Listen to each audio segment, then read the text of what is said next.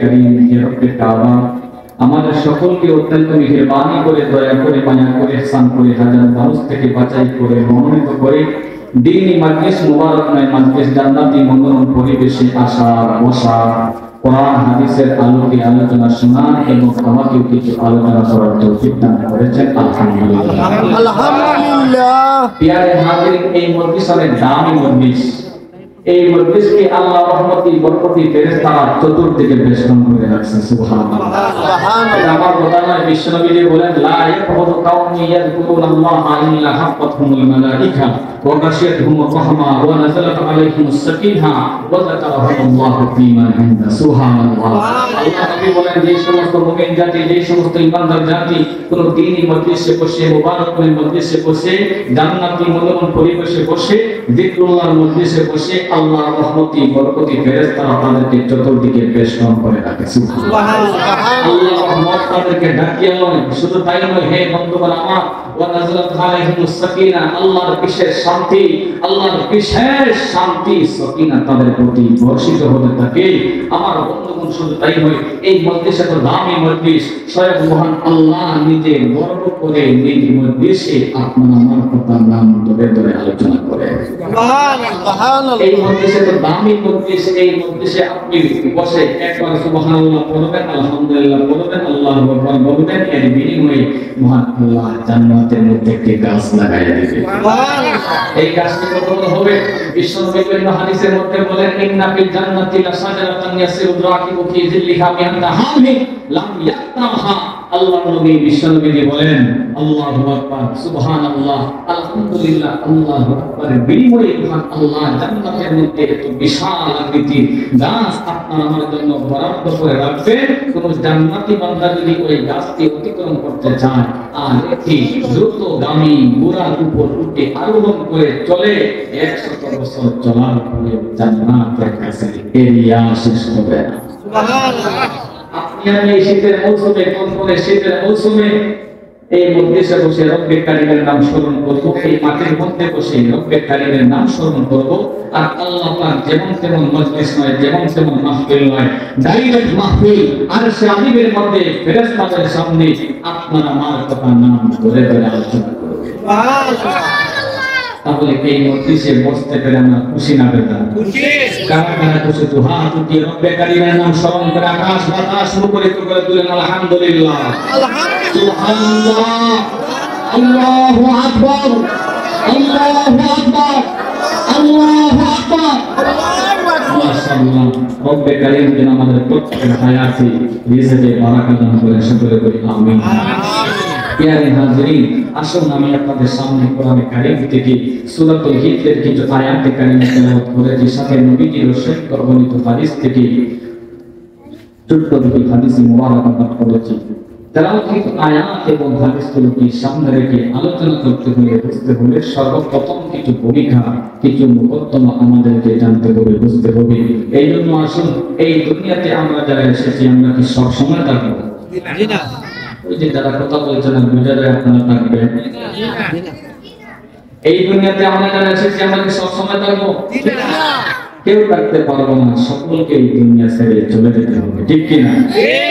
মওতু Kachin কুল্লু নাফসিন শারিবুন কবরু বাইতিন কুল্লু নাফসিন দাখিলুন আলা ইয়াসাকিনাল কসরিল মুহাল্লা সাতুদফানু আন করিবিন ফিত তুরাবি লাহু মালাকুন ইউনাদি কুল্লা ইয়াউমিন লিদুলিল মাউতি ওয়া তুনুলিল খারাবি নাসাল্লা দুরাদুম মারতাআল্লা তাব্বাত দুনিয়া নুজুলুন ওয়ারতিহালু ইয়াদুন্নুল মারউ ফিদ দুনিয়া কুলুদা ওয়া কুলুদুল মারই ফিদ দুনিয়া মুহালু।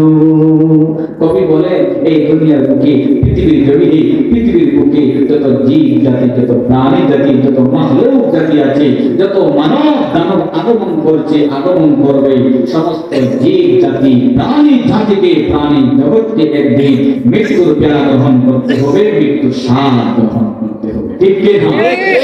বন্ধুগণ আমার, এই জন্য যতই আমরা বিলাসবহুল গাড়ি বাড়ি অট্টালিকা নির্মাণ করি না কেন, সব কিছুকে ছেড়ে দিয়ে একদিন আল্লাহর কাছে হাজির হতে হবে। কবর জগতে আমাদের সকলকে পাড়ি দিতে হবে। ঠিক কি না? এই দুনিয়ার বুকে যারা আমরা এসেছি, আমরা কেউ থাকতে পারবো না, সকলেই দুনিয়া ছেড়ে চলে যেতে হবে। আমার বন্ধুগণ, দুনিয়ার লীলা খেলাটাই হলো আশা আর যাওয়া। দুনিয়ার নামই হলো কিয়ামত হবে, দুনিয়ার নামই হলো আশা আর যাওয়া। সুতরাং আমাদের সকলকে দুনিয়া ছেড়ে চলে যেতে হবে। অর্থ হলো যাওয়ার পরে আমাদের স্থান হবে কোথায়? স্থান হবে কোন জায়গায়? দুইটি। কয়টি? দুইটি। হয়তো জান্নাত অথবা জাহান্নাম, হয়তো বেহেশত অথবা নরক, হয়তো চির শান্তি অথবা চিরকালের জন্য শান্তি। ঠিক না বেঠিক? জান্নাতের নিয়ামত যেমনি পাবে অতুলনীয়, ঠিক তেমনি ভাবে জাহান্নামের শাস্তিও অতুলনীয়। জান্নাতের মধ্যে আল্লাহ কি পরিমাণ নাজ নিয়ামত রাখছেন, এটাও দুনিয়ার কোন মানুষ কল্পনা করতে পারে না। জাহান্নামের মধ্যে আল্লাহ কি পরিমাণ ভয়াবহ শাস্তি রেখেছেন, এটাও দুনিয়ার কোন মানুষ কল্পনা করতে পারে না। এরপর জান্নাতের মধ্যে আল্লাহ কি পরিমাণ নাজ নিয়ামত রেখেছেন, জাহান্নামের মধ্যে আল্লাহ কি পরিমাণ ভয়াবহ শাস্তি রেখেছেন, সেটাও তো আমাদের একটু না একটু জানার দরকার আছে না? আমার বন্ধুগণ, আমি যে আয়াতে কারিমা তেলাওয়াত করেছি, তেলাওয়াত কিন্তু আয়াতের মধ্যে আল্লাহ রাব্বুল আলামিন জান্নাত এবং জাহান্নামের আলোচনা করেছেন। কারা কারা জান্নাত জাহান্নামের আলোচনা শুনে নেক আমল করে আল্লাহর তৈরি, আল্লাহর সজ্জিত জান্নাতের মেহমান হতে চান, দোহাত দেখতে চান? হে আল্লাহ, আমাদের সকলকে আপনার তৈরি, আপনার সজ্জিত জান্নাতের মেহমান হিসাবে কবুল করে নাও। সকলে আমিন। আমরা বলি আমিন।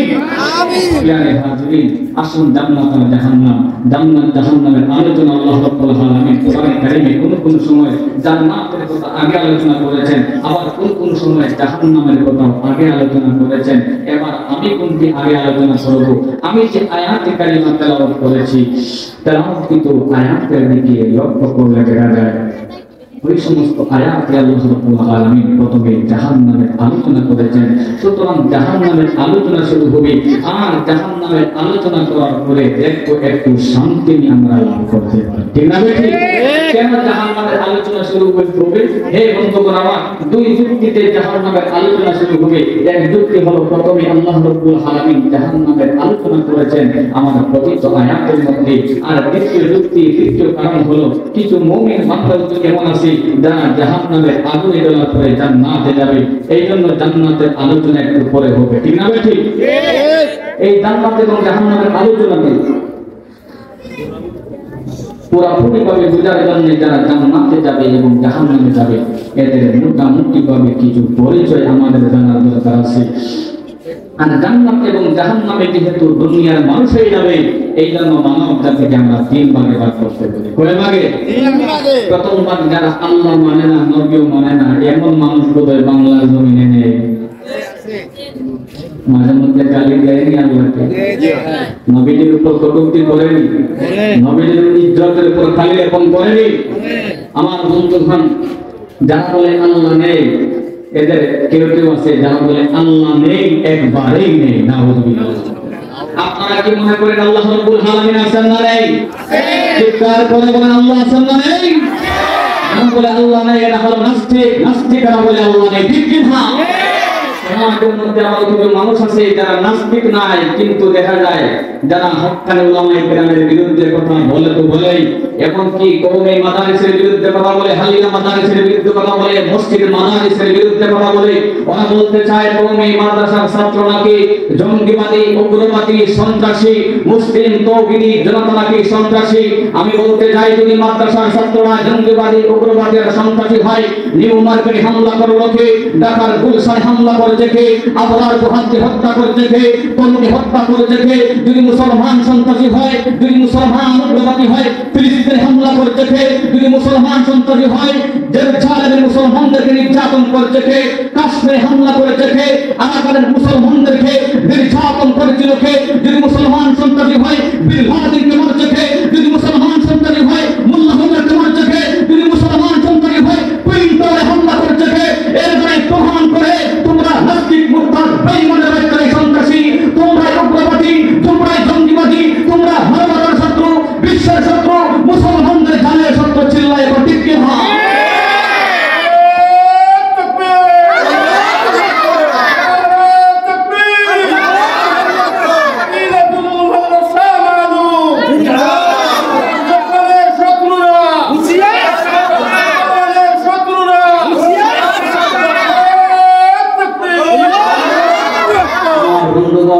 ইতিহাস তালাশ করলে দেখতে পাবেন, ইতিহাস ঘাটাঘাটি করলে দেখতে পাবেন, ইসলাম এবং মুসলমানদের গায়ে কোনদিন জঙ্গিবাদের কাদা লাগে নাই, কাদা লাগতে পারে না। ঠিক কি না? মুসলমানদের গায়ে শাহাদাতের রক্ত লাগতে পারে, মুসলমানদের গায়ে উহুদ যুদ্ধে রক্ত লাগতে পারে, মুসলমানদের গায়ে বদর যুদ্ধে রক্ত লাগতে পারে, মুসলমানদের গায়ে হুনাইন যুদ্ধে রক্ত লাগতে পারে, মুসলমানদের গায়ে তাবুক যুদ্ধে রক্ত লাগতে পারে, মুসলমানদের গায়ে খন্দক যুদ্ধে রক্ত লাগতে পারে। প্রয়োজন ইমানদার মুসলমান আল্লাহর দ্বীনের জন্য, কোরআনের জন্য, ইসলামের ঝান্ডাকে বুলন্দ করার জন্য আবারও জিহাদের ময়দানে ঝাঁপিয়ে পড়বে, নিজেদের তাজা রক্ত ঢেলে দেওয়ার জন্য প্রস্তুত থাকবে। কারা কারা রাজি দু হাত আল্লাহকে দেখায় দাও। হে আল্লাহ, আমাদেরকে দ্বীনের মুজাহিদ হিসাবে কবুল করে নাও। শাহজালালের জন্য একটু তাকবীর হওয়া চাই, ঠিক না? ঠিক। তাকবীর দিলে খুশি হয় কে? আল্লাহ। বেজান হয় কে? শয়তান। প্রিয় হাজিরিন, আসল আল্লাহু আকবার কবিরা আলোচনা করছিলাম এই দুনিয়ার বুকে কিছু মানুষ আছে যারা বলে আল্লাহ নেই, একবারেই নেই। ওরা কারা? নাস্তিক। আর কিছু মানুষ আছে যারা বলে আল্লাহ আছেন, ঠিক হয়েছে, কিন্তু একজন নয় কয়েকজন। আর এমিয়া এক আল্লাহরই ইবাদত করে শেষ করতে পারি না। আল্লাহ যদি তিনজন হয়, আল্লাহ যদি কয়েকজন হয়, তাহলে তিনজনকে কেমনে খুশি করবো, কেমনে সন্তুষ্ট করবো? ঠিক না? ঠিক। তাহলে আসলে যারা আল্লাহ মানে না, নবীও মানে না, আবার যারা বলে আল্লাহ কয়েকজন, এর মধ্যে কিছু কিছু মানুষ আছে যারা বলে ঈসা আলাইহিস সালাতু ওয়াস সালাম বুঝি আল্লাহর পুত্র। নাউযুবিল্লাহ ভাষায় দিয়ে বলবেন না? নাউযুবিল্লাহ। আপনারা কি মনে করেন আল্লাহ রাব্বুল আলামিনের কোন ছেলে সন্তান আছে? আল্লাহ রাব্বুল আলামিনের কোন মেয়ে সন্তান আছে? আল্লাহ রাব্বুল আলামিন পরিষ্কার ভাষায় কোরআনে কারীমের মধ্যে এমন দুই সূরা নাযিল করেছেন, যে দুই সূরার মধ্যে আল্লাহ এক একটি বিষয় সম্পর্কে আলোচনা করেছেন। সূরা ইখলাসের মধ্যে আল্লাহ শুধুমাত্র আল্লাহই তো, আল্লাহর গুণ, আল্লাহর প্রশংসা, আল্লাহর ওহদানিয়ত, আল্লাহর একত্বতা নিয়ে আলোচনা করেছেন। আর সূরা কাউসারের মধ্যে আল্লাহ শুধুমাত্র বিশ্ব নবীদের মান এবং মর্যাদা নিয়ে আলোচনা করেছেন। সূরা ইখলাস আল্লাহ বলেন, বিসমিল্লাহির রহমানির রহিম, কুল হুয়াল্লাহু আকবার।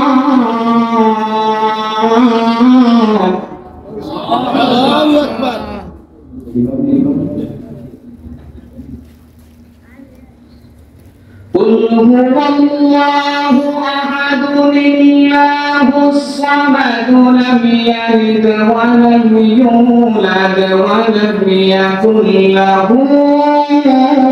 كفوا أحد। মানুষ আল্লাহ রাব্বুল আলামিন ঘোষণা করেছেন, ও বিশ্ব নবী, আল্লাহ রাব্বুল আলামিন বলেন, আল্লাহ রাব্বুল আলামিন বলেন অমুক ব্যক্তি, আল্লাহ রাব্বুল আলামিনের কোন জিনিসের প্রয়োজন নাই। আল্লাহ বলেন লাম ইয়ালিদ ওয়া লাম ইউলাদ। ও নবীজি, আমি আল্লাহ কাউকে জন্ম দেই নাই, আমি আল্লাহ কাউকে জন্ম নেই নাই। এ নবী, এরপর যারা বলে আমি আল্লাহর ছেলে ঈসা, কুরআন তাদের বিরুদ্ধে, আমি আল্লাহ তাদের বিরুদ্ধে সূরা ইখলাস নাযিল করে দিলাম। লা শিবহা ওয়ালা মিসলা ওয়ালা কুফুয়ানি মাওলা, লা ওয়ালিদা লা ওয়ালদা ওয়ালা আম্মা ওয়া বানা, লা ওয়ালিদা লা ওয়ালদা ওয়ালা আম্মা ওয়া বালা, لا زد ولا ند ولا حسد مولا، الآن كما كان ولم يلك زوالا، الآن كما كان ولم يلك زوالا، حي ومريد وسميع وبصير والقادر قيوم هو الله تعالى، والقادر قيوم هو الله تعالى। ওরে নবীর উম্মতের দল, আল্লাহ রাব্বুল আলামিনের কোন ছেলে সন্তান নেই, আল্লাহ রাব্বুল আলামিনের কোন মেয়ে সন্তান নেই, আল্লাহর কোন চাচা নেই, আল্লাহর কোন চাচি নেই, আল্লাহর কোন ফুফা নেই, আল্লাহর কোন ফুফি নেই। এভাবে আল্লাহর কোন মিসাল হইতে পারে না, আল্লাহর কোন উপমা হইতে পারে না। আল্লাহ সব কিছু দেখেন, আল্লাহ সব কিছু শুনেন, আল্লাহ সব কিছুর উপর ক্ষমতা রাখেন। আমাদের সব কিছু হবে একমাত্র কার জন্যে? কুল ইন্না সালাতি ওয়া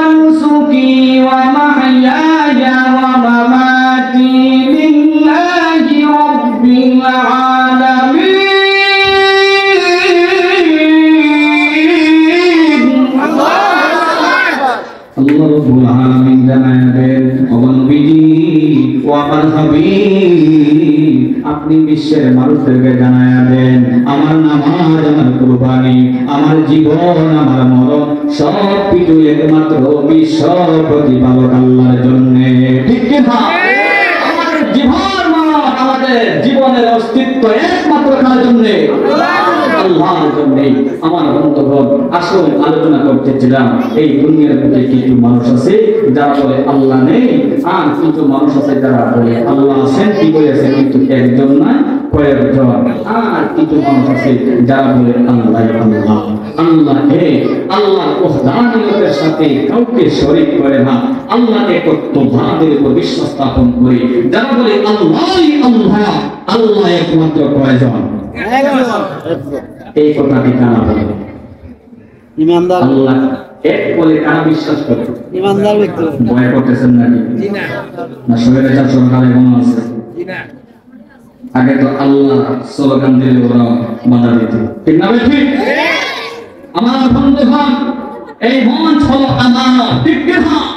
এই মঞ্চ থেকে আল্লাহর ওহদানিয়তের কথা বাইর হতে হবে, আল্লাহর দ্বীনের কথা বাইর হতে হবে, ঠিক না? ইয়ারে হাজিরিন, আসুন কারা বলে আল্লাহ এক? ইমানদার, মুমিন, মুসলমান।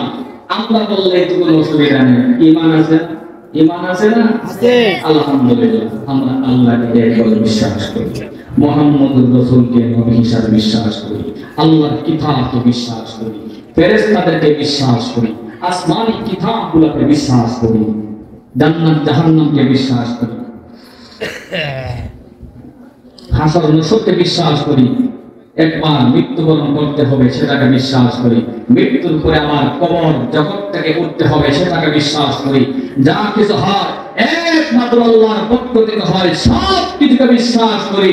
তাহলে তো বলা যায় ঈমান আছে, ঈমানের আসলটা তো আছেই, তবে হ্যাঁ কম বেশি কি একটু হতেই পারে, কিন্তু ঈমান আছে। আলহামদুলিল্লাহ, আমরা বুকে হাত দিয়ে বলতে পারি আমরা মুমিন, আমরা ঈমানের দাবি করতে পারি, ঠিক না? ঠিক। যারা আল্লাহকে বিশ্বাস করি, নবীজিকে বিশ্বাস করি, ওরা আবার দুভাগে বিভক্ত। অর্থাৎ যারা আল্লাহ এবং নবীজিকে বিশ্বাস করার সাথে সাথে আল্লাহ এবং বান্দার হক পরিপূর্ণরূপে আদায় করেন, এমন মানুষের সংখ্যা বাংলার জমিনে কম না বেশি? খুবই কম। মাশাআল্লাহ, খুবই ভালো করে করছেন, বুঝতেছেন। আলহামদুলিল্লাহ বলে কি আরে হাজিরি, এটা হলো 2 নম্বর কথা।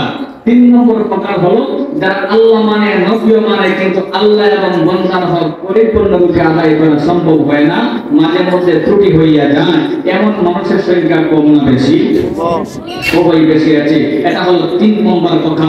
আসল এই 3 প্রকারের মানুষ যারা আল্লাহ মানে না, নবীও মানে না, আল্লাহ এবং বান্দার হক তো আদায় করার দূরের কথা, যারা আল্লাহই মানে না। 2 নম্বর প্রকার হলো যারা আল্লাহ মানে, নবীও মানে, হক আল্লাহ হক বান্দার হক পরিপূর্ণরূপে আদায় করে। 3 নম্বর প্রকার হলো যারা আল্লাহ মানে, নবীও মানে, আল্লাহ এবং বান্দার হক পরিপূর্ণরূপে আদায় করা সম্ভব হয় না, মাঝে মধ্যে ত্রুটি হইয়া যায়। আসুন এই 3 প্রকারকে সামনে রেখে কে যাবে জান্নাতে আর কে যাবে জাহান্নামে, এগুলো আমরা একটু আলোচনা করি, আপনারা একটু ফতোয়া দিবেন। প্রথম নম্বর প্রকার যারা আল্লাহ মানে না, নবীও মানে না, এরা তো জান্নাতে যাবে। কিছুক্ষণের জন্য মুফতি বানায় দিলাম, ফতোয়া দেন, জান্নাতে যাবে? সবাই একমত? সবাই একমত? মাশাআল্লাহ। এই কথাটি আল্লাহ রাব্বুল আলামিন কোরআনে কারীমের বিভিন্ন আয়াতে বলেছেন। আমার তেলাওয়াতকৃত আয়াতের মধ্যে আল্লাহ রাব্বুল আলামিন জান্নাত এবং জাহান্নামের আলোচনা করতে বলেন।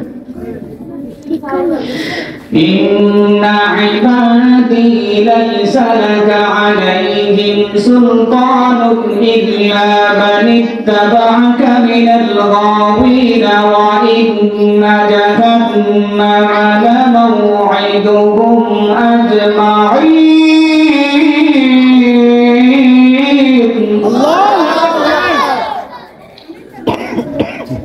لها 7 أبواب لكل باب منهم جزء مقسوم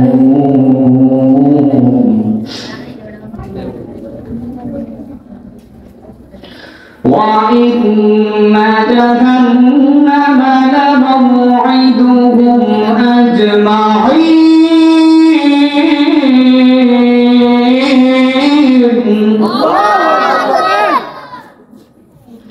لها سبعة أبواب لكل باب منهم جزء مقسوم إن المتقين في جنات وعيون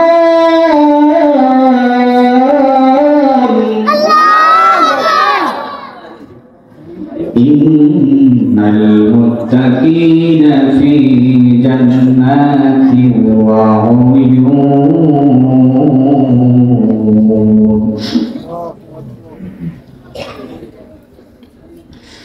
إن المتقين في جنات وعيون ادخلوها بسلام آمنين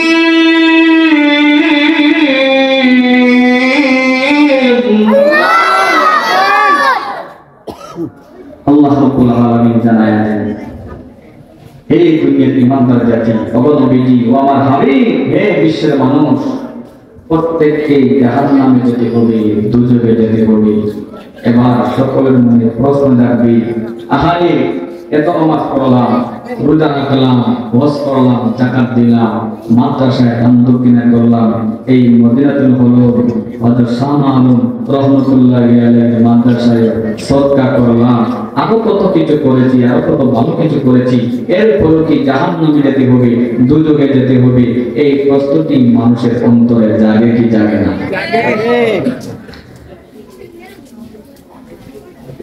এই প্রশ্নটি ফেন্সগঞ্জ এলাকার মানুষের অন্তরে জাগবে বলে সারা বিশ্বের মানুষের অন্তরে জাগবে বলে আল্লাহ রাব্বুল আলামিন এর জবাব দিয়েছেন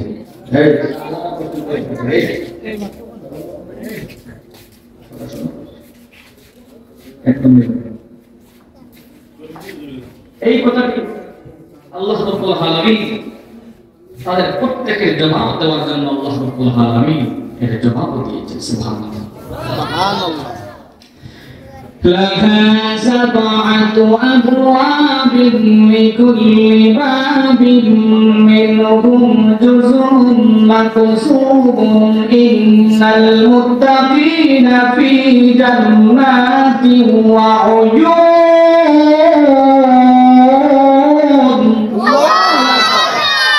ও জাহান্নামের মধ্যে একটি স্তর হবে না একটি স্তর হবে জিবরিল আমিন আলাইহিস সালাতু ওয়াস সালাম বলেন নবীজি জাহান্নামের মধ্যে দুজকের মধ্যে আল্লাহ 7টি স্তর রেখেছেন ও নবী বিশ্ব নবীজি সর্বনিম্ন স্তর জাহান্নাম যার নাম হলো হাবিয়া ওই হাবিয়া নামক জাহান্নামে কারা যাবে জানেননি আল্লাহু আকবার আল্লাহর পয়গম্বর বিশ্ব নবী বলেন জানে না না তো জানি না এবং জিবরিল আমিন আলাইহিস সালাতু ওয়াস সালাম বলেন ইয়া রাসূলুল্লাহ ইয়া হাবিবাল্লাহ ও নবীজি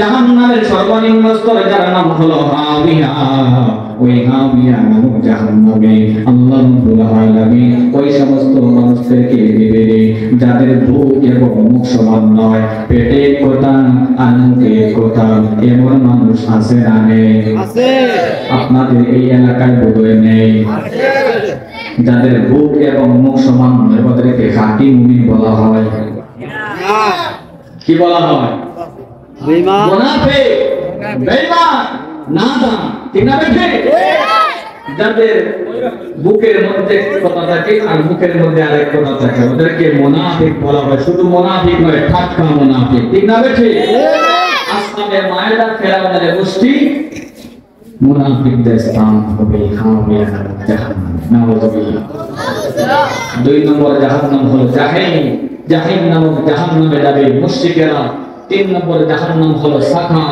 সাকার নামক জাহান্নামে যাবে সাওয়াবিনরা 4 নম্বর জাহান্নাম হলো লাযা নামক জাহান্নামে যাবে ইবলিস এবং তার অনুসারীরা 5 নম্বর জাহান্নাম হলো হুতামা নামক জাহান্নামে যাবে ইহুদিরা 6 নম্বর জাহান্নাম হলো সাঈর নামক জাহান্নামে যাবে খ্রিস্টানেরা 7 নম্বর দুজক হলো জাহান্নাম যেটাকে বাংলাতে বলা হয় দুজক ওই জাহান্নাম নামক দুজকে কারা যাবে সমস্ত জাহান্নামের বর্ণনা বিবরণ সব কিছু জিবরিল আমিন আলাইহিস সালাতু ওয়াস সালাম নবীর সামনে বর্ণনা দিলেন, বর্ণনা পেশ করলেন, কিন্তু জাহান্নাম নামক দুজকের কথা বর্ণনা দিতে গিয়ে জিবরিল আমিনের চেহারাটি এবার কালো হয়ে গিয়েছে, প্রকাশে হয়ে গিয়েছে। জিবরিল আমিন এবার লজ্জায় মাথা নত করে দিয়েছেন, যেন এবার মাটির নিচে চলে যাবেন। আল্লাহু আকবার, উচ্চ কণ্ঠে বলেন আল্লাহু আকবার।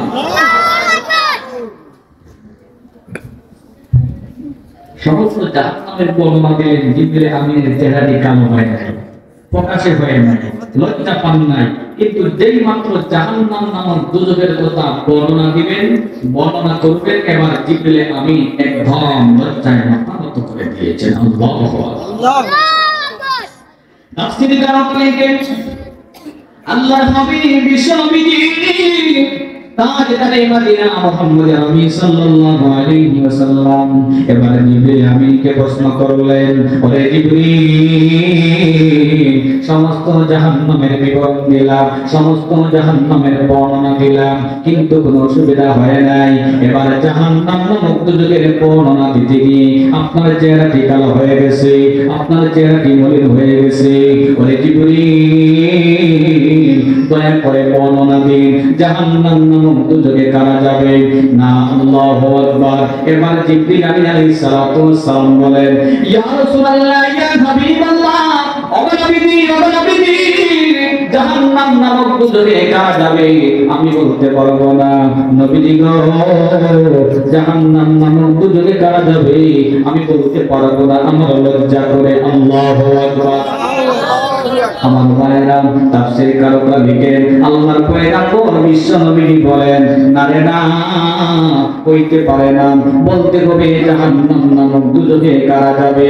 আল্লাহু আকবার। এবার বাধ্য হইয়া জিবরিল আমিন আলাইহিস সালাতু ওয়াস সালাম বলেন, ইয়া রাসূলুল্লাহ, ইয়া হাবিবাল্লাহ, ও নবীজি, জাহান্নাম নামক দুজকে যাবে কেবলমাত্র আপনার ওই উম্মতেরা যারা নাকি কবিরা গুনাহ করে তওবা ছাড়া মৃত্যুবরণ করবে, ওদের স্থান হবে জাহান্নাম নামক দুজকে। নাউযুবিল্লাহ।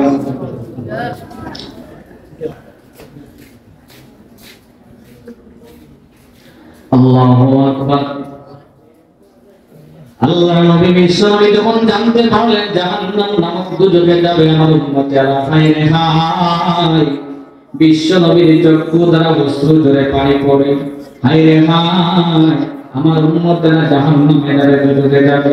আমার ভাইরা, ইহইয়া উলুমিদ্দিনের মধ্যে আল্লামা গাযযালী রাহমাতুল্লাহি আলাইহি লিখেন, আল্লাহ নবী বিশ্বনবী এই কথা শোনার পরে কোন নামাজ আদায় করে না বাহিরে আসেন না, মসজিদে নববীতে আসেন না। আল্লাহর পয়গম্বর বিশ্বনবীজি কেবলমাত্র ঘরের ভিতর দরজা বন্ধ করে কাঁদেন, প্রভু গো, ও মালিক, আমার উম্মতদেরকে জাহান্নাম থেকে বাঁচাও, জাহান্নাম থেকে বাঁচাও। আল্লাহু আকবার। আল্লাহ নবী বিশ্বনবীজি কেবলমাত্র ঘরের ভিতর দরজা বন্ধ করে কাঁদেন, ও প্রভু আমার, যতক্ষণ পর্যন্ত আপনি আমার উম্মতদেরকে জাহান্নামের আযাব থেকে মুক্তি দিবেন না, ততক্ষণ পর্যন্ত আমি বিশ্বনবীজি আপনার সিজদা থেকে উঠতে পারবো না। আল্লাহু আকবার। আমার ভাইরা, ওই দিকে 3 দিন হয়ে গেছে, বিশ্বনবীজি মসজিদে নববীতে যান নাই, মসজিদে নববীতে গেল, কারোর সঙ্গে কথা বলেন না। আল্লাহু আকবার। সমস্ত সাহাবায়ে কেরাম পেরেশান হয়ে পড়লেন, সমস্ত সাহাবায়ে কেরাম একদম বিপর্যস্ত হয়ে পড়লেন। হায় রে হায়, নবীজি আমাদের পক্ষ থেকে কোনো কষ্ট পেলেন নাকি সেটাও তো আমাদের জানার দরকার আছে, ঠিক না বেটি? আমার ভাইরা, সমস্ত সাহাবায়ে কেরাম পরামর্শ করলেন, পরামর্শ করে এবার আবু বকর সিদ্দিক রাদিয়াল্লাহু তাআলা আনহু দৌড়ে যাইয়া নবীজির খিদমতে হাজির হয়ে গেলেন। আসসালামু আলাইকুম ওয়া রাহমাতুল্লাহ, আসসালামু আলাইকুম ওয়া রাহমাতুল্লাহ। ইয়া রাসূলুল্লাহ, ইয়া হাবিবাল্লাহ, ও নবীজি, দয়া করে দরজাটা খুলেন, কোনো কিছু করব না, শুধুমাত্র একটি প্রশ্ন করব। আল্লাহর পয়গম্বর বিশ্ব নবীজি ভিতর থেকে জানায়া দিলেন, ওরে আবু বকর, আমার সামনে থেকে চলে যাও, আমি আমার গুনাহগার উম্মতের জন্য আল্লাহর দরবারে সিজদা করে কুনকুন করতে আছি, আমাকে ডিস্টার্ব দিও না। আল্লাহু আকবার। আমার ভাইরা, এবারে 2 নম্বরে ওমর ইবনে খাত্তাব রাদিয়াল্লাহু তাআলা আনহু গেলেন। ওমর সাহাবী কোথায়? কুবাই গেল। কুবাই না? কেমন গেল? কেমন গরম যে রাস্তা দিয়ে ওমর চলত, ওই রাস্তা দিয়ে শয়তান নামায় চলার সাহস পাইত না। আল্লাহু আকবার। এত গরম সাহাবী একদম নরম হয়ে নবীর কাছে হাজির হয়ে গেলেন। আসসালামু আলাইকুম ওয়া রাহমাতুল্লাহ, আসসালামু আলাইকুম ওয়া রাহমাতুল্লাহ। নবীজি গো, দয়া করে দরজাটা খোলেন, কোনো কিছু করব না। আল্লাহর পয়গম্বর বিশ্ব নবীজি ভিতর থেকে জানায়া দিলেন, আরে মুমিনা, আমার সামনে থেকে চলে যাও, আমাকে ডিস্টার্ব দিও না। আল্লাহু আকবার। এবার 3 নম্বরে উসমান গনি রাদিয়াল্লাহু তাআলা আনহু গেলেন। আল্লাহর নবী বিশ্ব নবীর সাহাবী উসমান গনি রাদিয়াল্লাহু তাআলা আনহু যাওয়ার পরে কোনো কাজ হলো না। এবার 4 নম্বরে আলী মুর্তজাও গেলেন। আলী মুর্তজা রাদিয়াল্লাহু তাআলা আনহু যাওয়ার পরে কোনো কাজ হলো না। এখন চিন্তা করা হয় কিভাবে নবীর কাছে যাওয়া যায়, কিভাবে নবীর মধ্যে প্রবেশ করা যায়। আল্লাহু আকবার। হযরত সালমান ফারসি রাদিয়াল্লাহু তাআলা আনহু, বৃদ্ধ সাহাবী, বয়স্ক সাহাবী সালমান ফারসি রাদিয়াল্লাহু তাআলা আনহু চিন্তা করলেন কিভাবে নবীর কাছে যাওয়া যায়। হঠাৎ করে মাথায় দিয়েছিল আল্লাহ নবী বিশ্ব নবীর কলিজার টুকরা আদরের দুলালি ফাতিমাতুল জোহরার কাছে যদি যাওয়া যায়, বিশ্ব নবীজি সবার জন্য দরজা বন্ধ করতে পারে, কিন্তু ফাতেমার জন্য বিশ্ব নবীজি জীবনে দরজা বন্ধ করবেন না। আল্লাহু আকবার। সকলের জন্য যদি দরজা বন্ধ হয়ে যায়, ফাতেমার জন্য দরজা অটো খোলা আছে। আল্লাহু আকবার। আকলের সাথে বয়সের সাথে আকলের একটি সম্পর্ক আছে না নেই? সালমান ফারসি রাদিয়াল্লাহু তাআলা চিন্তা করলেন, সকল যেখানে ফেল সেখানে আমি অন্য পন্থা অবলম্বন করতে হবে। এবার সমস্ত সাহাবায়ে কেরামদেরকে নিয়ে আল্লাহু আকবার সালমান ফারসি রাদিয়াল্লাহু তাআলা ফাতেমার দরজায় গিয়ে পরাঘাত করলেন। ভিতর থেকে আওয়াজ আসলো, মান আনতা, তুমি কে? সওয়ালের জবাব দেওয়া হলো, আনা সালমান ফারসি। সুবহানাল্লাহ। তুমি কে? সওয়ালের জবাব দেওয়া হলো, আমি বললাম সালমান ফারসি রাদিয়াল্লাহু তাআলা আনহু। ফাতেমা বলেন, ও সালমান, আপনি কি এত রাত আসার কথাই হইতে পারেন, আপনার কি হয়েছে? সালমান ফারসি রাদিয়াল্লাহু তাআলা আনহু বলেন, ও ফাতেমা, এসেছি এই জন্য যে বিশ্ব নবী তার ঘরে মদিনা মুহাম্মদ নবী সাল্লাল্লাহু আলাইহি ওয়াসাল্লাম কেবলমাত্র ঘরের ভিতর দরজা বন্ধ করে কাঁদতেছেন। 3 দিন হয়ে গেছে। আবু বকর, ওমর, উসমান, আলী সমস্ত সাহাবায়ে কেরাম নবীর খেদমতে প্রবেশ করতে চায়, কিন্তু কাউকে নবীজি ঢোকার পারমিশন দেন না। ও ফাতেমা, আমাদের পক্ষ থেকে নবীজি কোনো কষ্ট পেলেন নাকি সেটাও তো আমাদের জানার দরকার আছে, ঠিক না? ঠিক। আপনি যদি নবীদের কাছে যাইয়া জিজ্ঞাসা করতেন, তাহলে আমাদের অন্তরগুলো প্রশান্তি লাভ করতো, আমরা পেরেশানি থেকে মুক্ত হতাম, ঠিক না? ঠিক। এবার ফাতেমা রাদিয়াল্লাহু তাআলা বলেন, ঠিক আছে ও সালমান, আপনারা চলে যান, যারা যারা বাসায় চলে যান, আমি যাচ্ছি আমার আম্মাজানের দরবারে। আল্লাহু আকবার। পরের দিন সকালবেলায় ফাতেমা রাদিয়াল্লাহু তাআলা নবীর খেদমতে হাজির হয়ে গেলেন। আসসালামু আলাইকুম ওয়া রাহমাতুল্লাহি ওয়া বারাকাতুহু। যেই মাত্র ফাতেমা আওয়াজ শুনলেন, বিশ্ব নবীজি সালামের জবাব দিতে একটা সেকেন্ডও দেরি করলেন না। এরপরে বিশ্ব নবীজি বলেন, তুমি কে? হে বন্ধুগণ, আমার কত গভীরে গিয়ে বিশ্ব নবীজি আপনার আমার জন্য আল্লাহর দরবারে সিজদা করে কুরবান করতে আছেন। কিসের জন্য? কিসের জন্য? উম্মতে মুহাম্মাদের জন্য। জাহান্নাম নামক দুজকে জ্বলবে, নবীজির এটাও সহ্য হচ্ছে না। আল্লাহু আকবার। আমার ভাইরা, যেমন বাবা তেমন মেয়ে। ফাতেমা বলে, ও আব্বা জান, আপনার উম্মতকে সব সময় জাহান্নাম নামক দুজকে জ্বলবে। আমার বন্ধুগণ, ফাতেমা আওয়াজ শোনার পরে বিশ্বনবী বলেন, তুমি কে? ফাতেমা বলেন, ও আব্বা জান, আমি তো হলাম আপনার কলিজার টুকরা ফাতেমা। বিশ্বনবী বলেন, তুমি কেন আসছো? এবার ফাতেমা বলেন, কেন এসেছি এইটা তো পরের কথা, আগে দরজাটি খুলে দেন, বেশি বাড়াবাড়ি করবেন না। দেখছেন না বাবার বাড়িতে মেয়েরা গেলে ওদের পাওয়ার বেড়ে যায়, ঠিক না? ঠিক। বেশি বাড়াবাড়ি করা যাবে না। বিশ্বনবী বুঝতে পারলেন এখন আর কাজ হবে না, সম্ভব হবে না। আল্লাহু আকবার। ওনার পক্ষ থেকে পারমিশন দেওয়া হলো। ফাতেমা ঘরের ভিতরে প্রবেশ করলেন। আল্লাহু আকবার। বিশ্বনবী বললেন, ও নবীজি, আব্বা জান, আপনার কি হয়ে গেছে? আপনি 3 দিন হয়ে গেছে আপনি ঘরের ভিতর দরজা বন্ধ করে কাঁদতেছেন। বিশ্বনবী বলেন, ও ফাতেমা, আমি একটি বিরাট দুঃসম্পদ নিয়ে কাঁদি। দুঃসম্পদে স্মরণ আছে তো ইনশাআল্লাহ? ওই যে জিবরিল আলাইহিস সালাতু ওয়াস সালাম জানাইয়া দিয়েছিলেন, বিশ্বনবীর উম্মতেরা যারা নাকি কবিরা গুনাহ করে তওবা ছাড়া মৃত্যুবরণ করবে ওদের স্থান হবে জাহান্নাম নামক দুজকে। আল্লাহু আকবার। যেমন বাবা তেমন মেয়ে। ফাতেমা বলেন, ওগো আব্বা জান, আপনার উম্মতকে সব সময় জাহান্নাম নামক দুজকে জ্বলবে। ওইটাকে জিবরিল বলে দিয়েছেন। বিশ্বনবী বলেন না, ওইটা তো জিবরিল বলেন নাই। তবে আমার উম্মত জাহান্নাম নামক দুজকে জ্বলার তো দূরের কথা, একটি সেকেন্ডের জন্য আমার উম্মত জাহান্নাম নামক দুজকে জ্বলবে। আমি নবীজির এটাও সহ্য হয় না। আল্লাহু আকবার। বিশ্বনবী হলেন আমাদের কলিজার টুকরা, ঠিক না নাকি? বিশ্বনবীর বিরুদ্ধে যদি কোন রাজনৈতিক মুরতাদ বেঈমান কথা বলতে চায়, ইমানদার মুসলমান তাদের বিরুদ্ধে বিদ্রোহী হয়ে মোকাবেলা করার জন্য প্রস্তুত থাকবে। কারা যদি দুহাত আল্লাহর বিরুদ্ধে হয়ে যায়।